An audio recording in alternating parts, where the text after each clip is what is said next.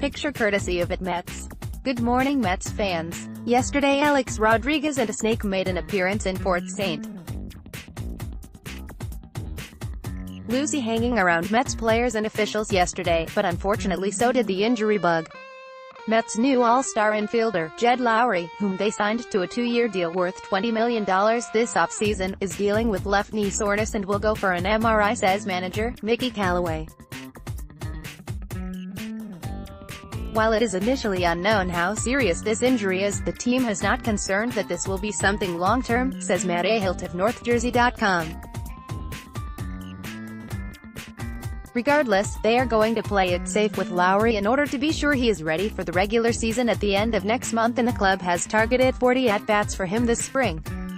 Ahilt also noted that Lowrie mentioned he started to feel pain in the back of his knee once he began speeding things up. At the moment, it is too early to panic, as we can only hope these precautionary measures pay off and this injury does not wind up becoming a lingering issue for Lowrie and the Mets. Now let's take a look below at what else went on surrounding the team, along with the rest of the league yesterday. Latest Mets news: A-Rod shows up to Mets camp for a walk and talk ESPN interview with GM Brodie Van Wagenen, writes Matthew Cerrone of SNY. Noah Syndergaard says he is counting on himself in free agency and also comments on the Machado deal, as Tim Britton of The Athletic writes. Jacob deGrom addressed Luis Severino's criticism of his contract situation. Peter Alonso faced off against Syndergaard yesterday and afterwards commented on the Mets pitching staff, along with going up against deGrom early on in camp, as well, tweets Ahilt.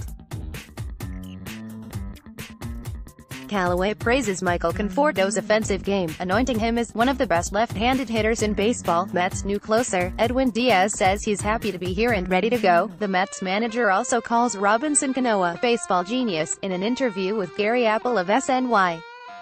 Former team employee, Jennifer Wolfe, has taken a life skills position with the Cleveland Indians, says Jacob Rusnick of MMO.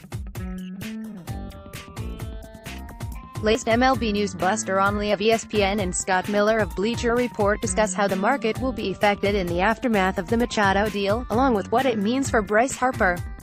Miller also wrote about Seattle Mariners infielder, Dee Gordon, who recently opened up about his mom losing her life to domestic violence when he was a kid.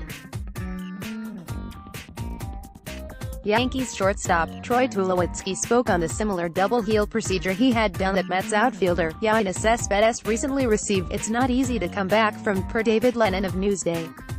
White Sox are officially out on Harper, says Bob Nightingale of USA Today Sports.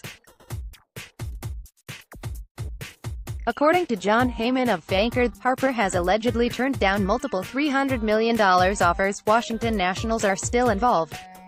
As Heyman also noted, once Harper makes his decision, the Phillies will reportedly shift their focus to signing either Dallas Keuchel or Craig Kimbrel, regardless of whether they land the superstar or not.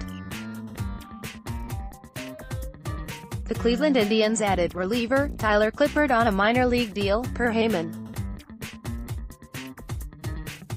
According to Rosenthal, the Detroit Tigers have signed versatile utility man Josh Harrison to a 1-year deal. White Sox GM Rick Hahn was asked about extending first baseman Jose Abreu in season, per Scott Merkand of MLB.com. Cincinnati Reds star second baseman Scooter Gennett is unhappy with lack of extension talks. NL East news: Phillies outfielder Odubel Herrera reportedly re-aggravated a hamstring injury today, which he suffered a few weeks ago in workouts, says Jim Salisbury of NBC Sports. Washington Nationals third baseman Anthony Rendon is not putting a deadline on discussions of a long-term deal. Latest at MMO: Josh Finkelstein examined Jason Vargas' second spring training with the team. Christopher Soto looks at MMO's number 4 ranked prospect, Mark Vientos.